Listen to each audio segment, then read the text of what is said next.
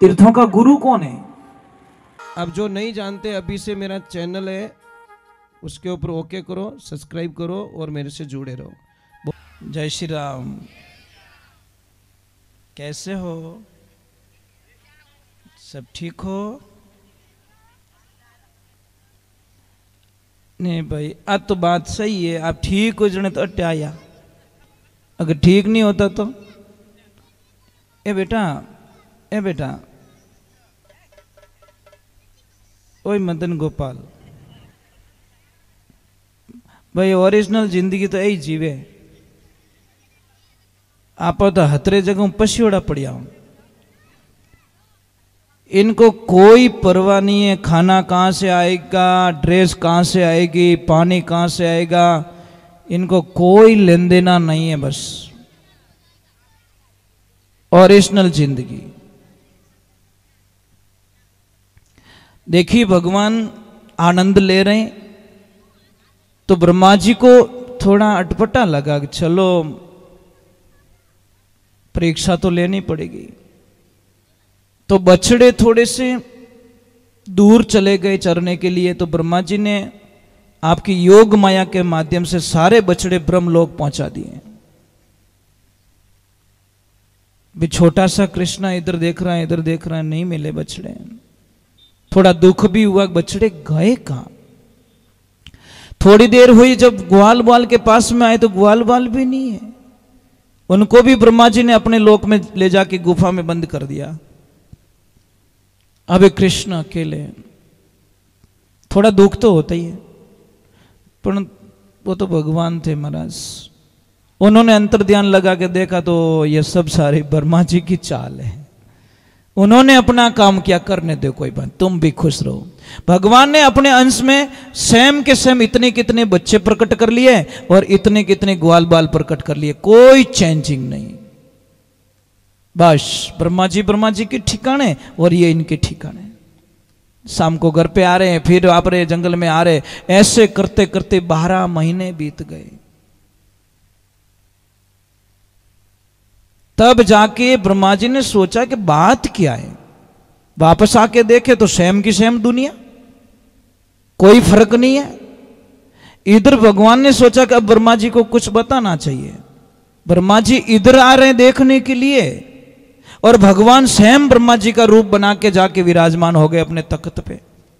और बोल दिया कि आजकल बेरूपिया घना घूमे बारे गेट माते, बोल दियो कि मारा जेड़ो ही रूप कोई बनाए ना आई सके, ध्यान राखजो थोड़ो। पहरेदार के कोई चिंता मत करो, मोह घना ही मजबूत होटे। अब आगे ब्रह्मा जी तो अंदर बैठे। ब्रह्मा जी घूम फिर के जैसे ही गेट पे गए तो महाराज सारे पहरेदार बोले खबरदार। जो अंदर गया तो बोले किसको बोल रहे हो? अरे बोले किसको, तुमको बोल रहे हो। धारा जाड़ा बैरूपिया घना देखिया, ध्यान राखजे। और मोने ऑलरेडी संकेत मिल चुको है कि कोई बैरूपिया आवण वालों ने, वो आई ज गयो। मोरे ब्रह्मा जी कभी झूठ नहीं बोले। वे बोले अरे ब्रह्मा जी मैं हूं, नहीं, हमारे अंदर बैठे। आखिर में उन्होंने ध्यान लगाया तो वो तो मोर मुकुट बंसी वाले मेरे नारायण बैठे तख्त पे। उन्होंने स्वीकार कर ली भूल के मैंने बहुत बड़ी भूल कर दी है। कहते हैं ऐसा भागवत जी में बताया गया कि वहां पे तो 12 महीने बीत गए, परंतु ब्रह्मा जी के यहां पे सिर्फ 2 ही घंटे बीते थे, क्योंकि इनका दिन बहुत लंबा होता है। तो महाराज जाके जैसे ब्रह्मा जी अंदर, उनको बोला भाई थोड़ा मुझे अंदर जाने दो। भगवान को बोला कि वो अंदर आने के लिए जिद कर रहे हैं तो आ जाओ। और जैसे ब्रह्मा जी वहां पहुंचते भगवान अपने गोलोक धाम वापस आ जाते हैं। भगवान की कृपा होती है, सारे बछड़ों को मुक्त कर दिया जाता है। बछड़ों को चेतना क्या थी कि हम सुबह गए थे और अभी शाम हुई है। ग्वाल बाल को भी वही दिमाग में, ये पता नहीं कि 12 महीने हो चुके इस बात को। अब जाके मैया को बोल रहे अरे मैया आज तो तेरे कृष्णा ने, आज तेरे लाला ने इतना कमाल कर दिया। एक बहुत बड़ा अजगर था, इतना बड़ा अजगर था, उसके अंदर हम सारे लोग चले गए थे। उसने तो पूरे अजगर को मारा कब था? 12 महीने पहले। परंतु बात बता रहे आज, क्योंकि उनके लिए तो आज ही हुआ ना, अभी हुआ। उनको तो पता ही नहीं कि हम ब्रह्म लोग जाके वापस है, वो तो योग माया लेके गई थी।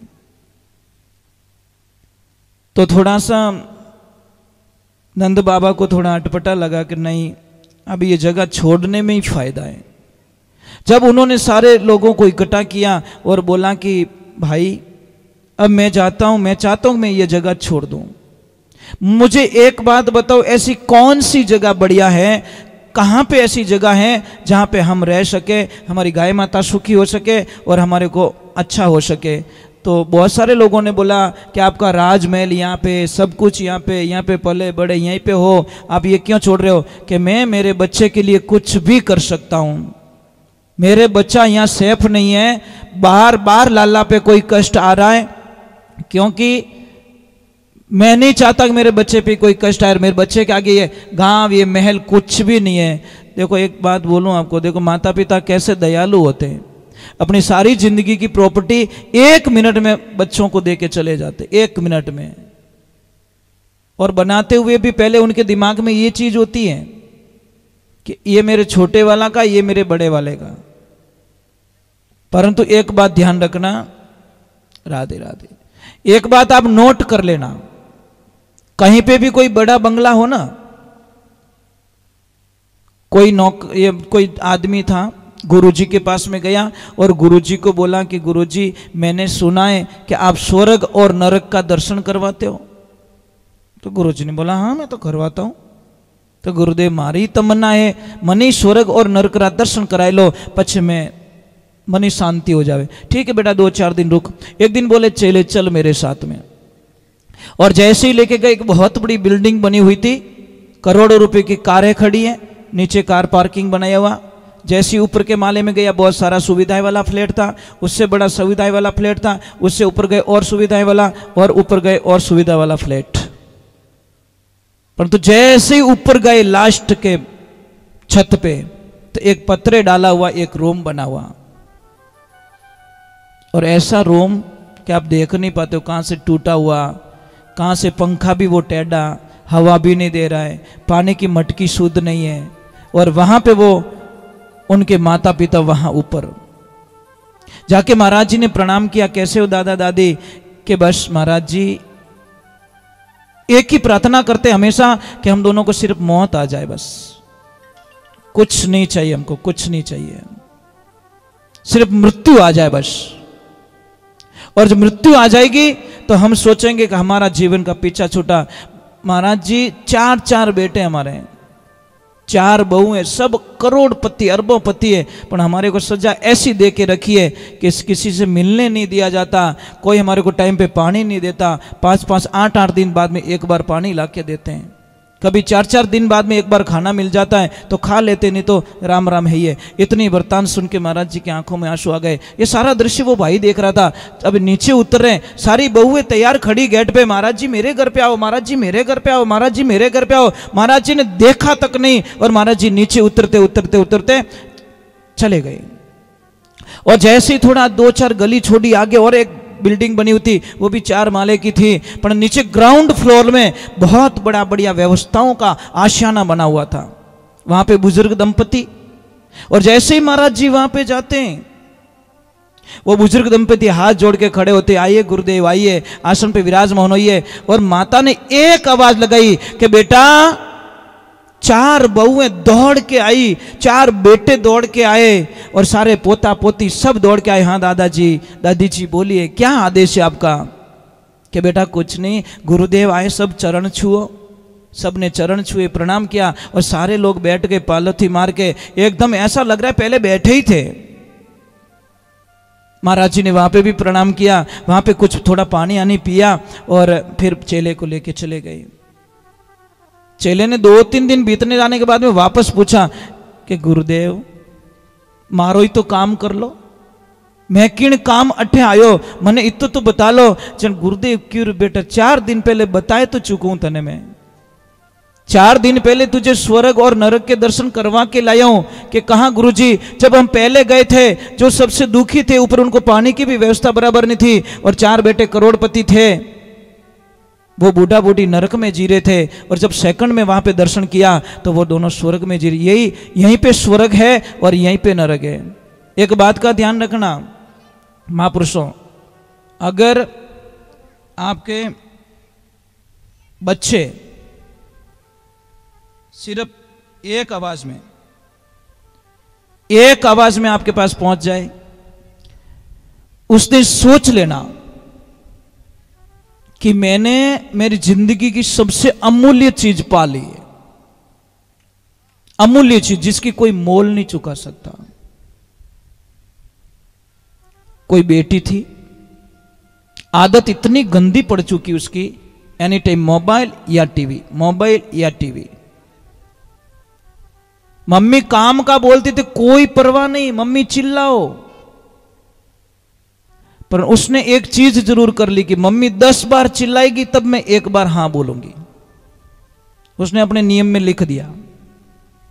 एक दिन का समय का संजोग होता है, टीवी देख रही, मोबाइल में लगी, किसी से बातें कर रही थी। भगवान की ऐसी लीला हुई, मम्मी बाथरूम गई स्नान करने के लिए और जाती जोर से आवाज लगी, बेटा। तो बेटी ने क्या बोला, अभी तो एक ही बार चिल्लाई है, वो 9 बार और काउंट बाकी पड़ा है, परंतु वापस आवाज आई नहीं। आधा घंटा बीत गया कि मेरी मां ने आवाज नहीं दी, वो तो 1 मिनट में 10 का काउंट पूरा कर लेती है, अभी तो आधा घंटा हुआ, वापस कोई रिपीट नहीं आई। तो जाके देखती है बाथरूम के पास में, तो नल चालू है, पानी चालू है, बाहर से आवाज लगी, मां मां मां मां, तो आवाज ही नहीं आ रही अंदर से। लोगों को बुलाया, मेरी मां को क्या हो गया, आवाज नहीं आ रही। जैसे दरवाजा तोड़ा तो मां तो गिरी हुई नीचे, वो कहां साबुन पड़ा था बाथरूम में, पैर लग गया, अनबैलेंसिंग हो गई, इतनी जोरदार चोट लग गई कि वो एक ही आवाज दे पाई। तब उस बेटी ने सोचा, काश मैं एक आवाज में दौड़ जाती तो शायद मेरी मां को मरने नहीं देती। एक आवाज। इसलिए जिंदगी में ध्यान रखें, जो माता पिता की जो आवाज होती है नी, वो सिर्फ परमात्मा की आवाज होती है। उस भगवान के लिए आप लड्डू ले जाते हो, ये ले जाते हो, ये ले जाते हो, कभी प्रेम से पापा मम्मी के लिए कभी कोई चीज पैक करवाई, ये मेरे पापा को बहुत पसंद है, ये मेरी मम्मी को बहुत पसंद है। अरे मां बाजार जाती है साहब, पहले बच्चों को क्या पसंद है, कौन सा फ्रूट मेरे बच्चे को पसंद है, क्या खाएगा वो घर पे जाके, मम्मी वो पैक करवाती है। मुझे क्या पसंद है वो नहीं, मेरे बच्चों को क्या पसंद है वो चीज पैक करवा के घर पे लाती है। पर वही भाव बच्चों का होना चाहिए कि मेरे पापा और मेरे मम्मी को क्या पसंद है। यहां पे बहुत सारे लोग बैठे हैं जो बोल नहीं पा रहे, पर अंदर से अंदर घुट रहे। कड़वा सत्य है, ध्यान रखना। आप बोल भी नहीं पाओगे, मारो बेटो और मारी बेटी कहना में नहीं है, किन्ने कहो पंच भेड़ा करो कि गांव में ढिंडोरो पीटा हो, मारी बेटी कहना में नहीं है, थोड़ो ध्यान रख जो गांव वालों कह सको। हिम्मत नहीं है इतनी कि मारो बेटो ही कहनो नहीं, मने थोड़ो बाप जी ध्यान रख जो, मारू बाहर निकल गो, आउट निकल गए, नहीं वो बात को पूरी दबाने की कोशिश करेंगे कि कटी मिनका ठा पड़ जावेला। वारे कृष्णा वारे कृष्णा वारे कृष्णा। इसीलिए तो कहा कि अरे इन दुनिया रे माए माँ बाप भगवान के बीजे, दिन उगता ही पहला नाम थू उणरो लीजे, सेवा करेला माँ बाप री हो जावेला बेड़ो पार, जीव दुखावेला तू माँ बाप रा डूबेला मझधार वे तू भगवान के बीजे। एक बात का ध्यान रखना है, ईश्वर का मतलब बता दीजिए मुझे। ईश्वर, यहां पे देखो बहुत बड़ी राज की बात, इस यहां पे शब्द रुक रहा है, थोड़ा स्टॉप कर रहा है, इस फिर वर लग रहा है, ये बता दो मुझे ईश्वर का अर्थ क्या होता है। हम रोज कहते हैं ईश्वर की मर्जी, ईश्वर की मर्जी, ईश्वर की मर्जी, पर ईश्वर कहते किसे, ये तो बता दो इनको। नहीं, ये तो कहते मेरा नाम ही नहीं है। तो इसका मतलब होता है स्त्री, और स्त्री के पति को कहते वर, माता पिता। ईश्वर, माता पिता को ही ईश्वर का रूप दिया गया है। लोग समझते नहीं है ना।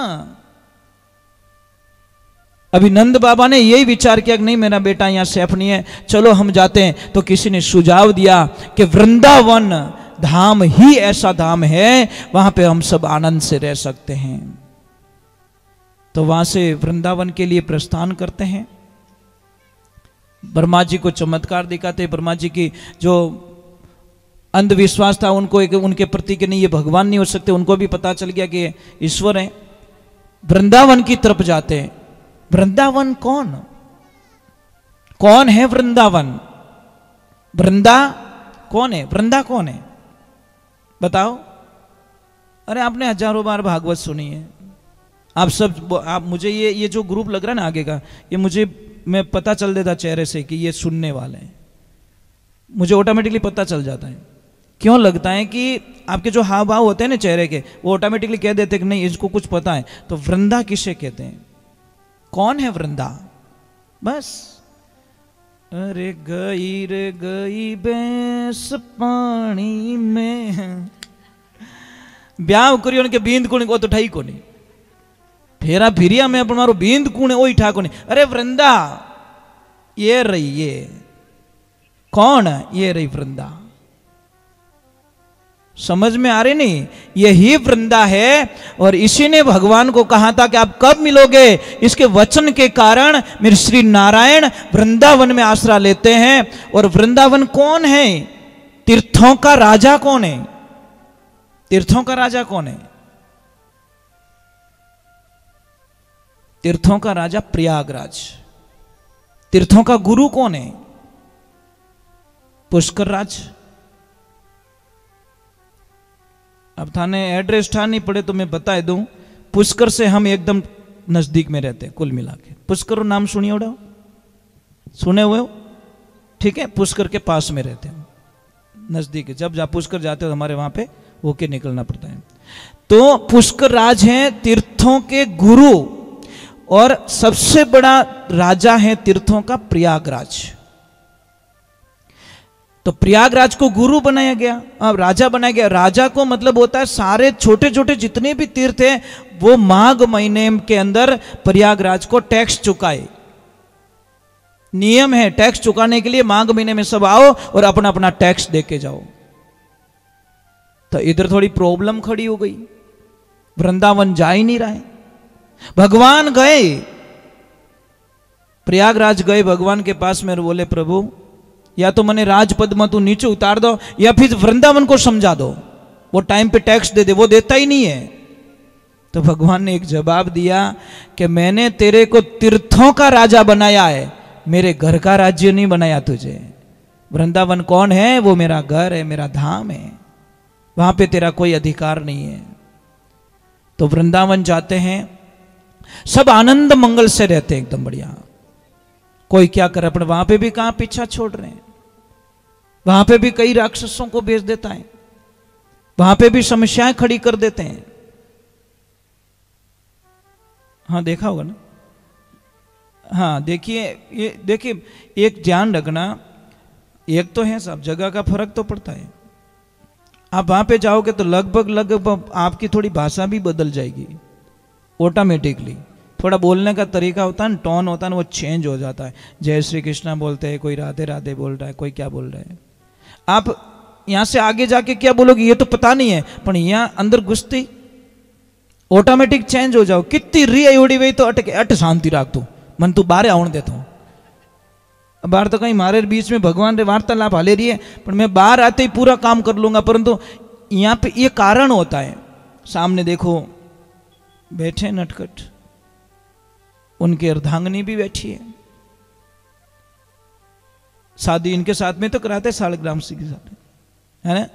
तो देखिए भगवान की कृपा होती, वृंदावन जाते हैं तो थोड़ा एक भजन और गा लेते, गाएं क्या? मैया प्रणाम। एक बात अच्छी लगी कि माता जी आप अभी कुछ पढ़ रहे थे, थोड़ी देर पहले आप कुछ पढ़ रहे थे ना? हाँ, मुझे बहुत अच्छा लगा कि शायद यहाँ पे आके भी इनको मतलब इस चीज़ से इतना प्रेम है कि मतलब एक कुछ न कुछ तो ढूंढ रहे हैं उसमें। भाई आपकी कोई छोटी सी बात, ये झूमर घूम जाए नहीं यहाँ पे तो मन नहीं लागोगे छोड़न जाए सको। ऐसे ढूंढोगे पहले, ऐसे नहीं ढूंढोगे फिर चायनी मंगाओ गाँव घरों के, नहीं चायनी ला तो कुछ भी लेके मेरी झूमर यहाँ घूम गई है, बस वो ही ठिकाना रखो, मेरा कृष्ण कहीं ओझल हो गया है। तो भगवान को मिलने का क्या बहाना है? बहाना क्या है? हाँ चलो फिर क्यों छोड़े उसको? इसने तो किसको का सत्संग ने कितनों को कहां कहां पहुंचा दिया।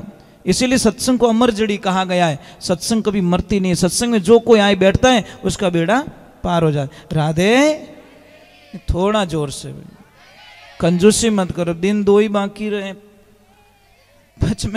पच में किने कहूं, बस खुद ने, या मेरी गायों को, या मेरा एक छोटा है डैड फुटिया उसको, वही मेरा सहारा है बस। हाँ, वही है सहारा बस, क्योंकि उसके बिना रह भी नहीं सकता। अभी मैं आया हूं, हमारा जीव बहुत मतलब वो इतनी बातें करता है, इतनी प्रश्न करता है, मेरे को ऑटोमेटिकली नींद आ जाती है। बस अभी मुझे कथा करके अभी देख रहा है वो, हाँ वो फोन लेके जो चीज बोली मुझे वापस बोलेगा वो, ऐसे किया, ऐसे बोले आप, ऐसे बोले। है तो क्या 2-2.25 साल का होगा, परंतु इतना ध्यान रखता है वो जिसकी हम कल्पना भी नहीं कर सकते, और इतने प्रश्न करता है। मुझे बहुत अच्छा लगा, जिज्ञासा है ना, मैं उनको टोकता नहीं, कभी नहीं टोकता।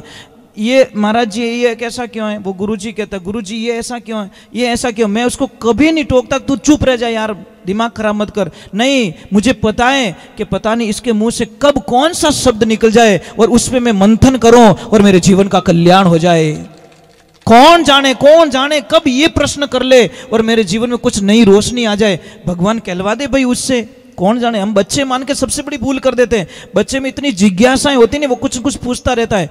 बच्चे को हमेशा बताओ, आंसर दो, गलत बोले तो वहां पे समझाओ बेटा ये गलत है, वहां पे टोक लो आप, ये चीज है। पर बच्चों को कभी मारपीट मत करना। आप भगवान से सच में प्रेम करते हो देवियां, अटी तो ठीक है कोई बात नहीं। आप सच में प्रेम करते हो भगवान से, लड्डू गोपाल से प्रेम करते हो? अब यहाँ को टाबर और झपीड़ कुण कुण उड़ावे, मारते हो आप टाबर को? बच्चे को कभी मत मारो, ये ऐसा नहीं। बच्चे के मन में पहले बात तो पता ही नहीं रहता। आप क्या सोचते हो मैं उसको मारपीट करके सुधार दूंगी? नहीं। एक बच्चा आता मेरे पास में, कोई फैमिली आई थी, तो बच्चा बोला कि गुरुजी देखना, उस बच्चे की बात मुझे मैं कभी नहीं भूल सकता। बोला गुरुजी इनकी बाद में सुनना, पहले मेरी सुन लो। मैं कि बोल बेटा, कि मेरे पापा है ना, मेरे पापा है ना, मेरे पापा है। मैं कि आगे तो बोल जा, क्या रिपीट कर रहा वापस तो? बोला मेरे पापा है, मेरे पापा इतने गंदे हैं गुरुजी, इतने गंदे। मैं कैसे बेटा? कि मेरी मम्मी को बहुत मारते हैं, मेरी मम्मी को गाली गलौज बहुत देते हैं, कई बार दुकान से बाहर निकाल देते, घर से बाहर निकाल देते। गुरुजी जब मैं 20 साल का हो जाऊंगा ना, तो मैं मेरे बाप को इतना मारूंगा ना, तब उसको पता चलेगा मारपीट क्या होती है। अब मैंने बोला क्या एफडी करके रखी इसने, 20 साल बाद में बीमो पाकण आलो इनो ब्याज रे हमें तो मिली ने। मैं इसीलिए बार बार प्रार्थना करता हूं कि तुम पति और पत्नी बच्चों के सामने बिल्कुल क्लेश मत करो, मत झगड़ा करो बच्चों के सामने। बच्चे के सामने पता नहीं कौन सी एनर्जी आपके प्रति नेगेटिविटी पैदा हो रही है। बच्चों के सामने मत झगड़ो। कुछ बोलना है, बच्चा नहीं है वहां पे, कुछ गलतियां हो गई हैं, तो आप वहां पे, कई लोग तो गाली गलौज कर देते बच्चों के सामने। पत्नी पति का अपमान कर रही है और पति पत्नी का अपमान कर रहा है, मतलब बच्चों के सामने ही। और एक बात और राज की बता दूं आपको, आपकी बहू है ना, उसके सामने आपके बेटे को कभी मत डांटना। थार बेटा कोई गलती हो जावे, बीदनी सा नहीं है, उन टीम कहनो बेटा थारू आ भूल दियोड़ी है, पण बीदनी रहामी बोल जो मती, नहीं तो वो सूतली बम बन जावेला, ध्यान रखजो। क्योंकि बहू की सबसे बड़ी कमजोरी बता रहा हूं मैं। भाई बोलना, बेटे से गलती हो तो बोलो ना, कौन मना कर रहा है, पर बीदनी रहामी कभी हाका नहीं करना। और एक और पॉइंट बताऊं राज की बात, बीदनी रहामी, बीदनी रे पापा मम्मी री परिवार री कदी निंदिया नहीं करनी, कदीस नहीं। हामी कहनो बेटा थार मम्मी बहुत अच्छा है, थार पापा बहुत अच्छा है, थार भाई भाभी बहुत अच्छा है, कदीस नहीं कहनो थार पापा मम्मी एड़ा है। क्योंकि आपने सहन नहीं रेवे तो उन बंदी ने की सहन हो जाई। आप रे मुंडा आगे कोई आप रे माँ बाप री निंदिया करे, चाहे वो कैसे भी है, गरीब है चाहे अमीर है, खाने को मिले या ना मिले, कुछ भी नहीं है, पर आप सहन कर सकते हो क्या? पर कई तो इतने अच्छे लोग होते हैं, डायरेक्ट थार बाप यूं, तारी मम्मी यूं। क्यों भाई, वहां पहुंच गया, यहां दिख भी नहीं रहा है। ये बातें बहुत छोटी, ध्यान रखना, मेरी बातें मजाक की भी हैं और थोड़ी गहरी उतारने की भी है, इससे घर टूट जाते साहब। छोटी छोटी बातों में बहुत विकराल रूप। एक आग लग गई समझो यहाँ पे, वहां पे बुझाने से नहीं बुझ रही तो जल्दी से यहां से टेंट खोल दो। समझदारी ये, यहां से खोल दो ताकि उधर उधर का ही वो जला वो ही चलेगा। वो तो क्या ला ला पानी टैंकर आवे आवे जी तो लपेटो ले लियो हगड़ो। बुद्धिमान व्यक्ति क्या करेगा, बीच में से काटेगा उसको, जल्दी से वहां से हटा देगा ताकि अगले को बचा सके। और होशियार आदमी क्या करता है, बात बिगड़ने वाली है वहीं पे बात को स्टॉप कर देता है। बात को स्टॉप करना मतलब टेंट को लेना, यही तो मैं समझा रहा हूं आपको। तो भगवान की कृपा, वृंदावन और भगवान का थोड़ा कुछ बहाना भी ढूंढ लेते हैं, चलते हैं कृष्णा के चरणों में।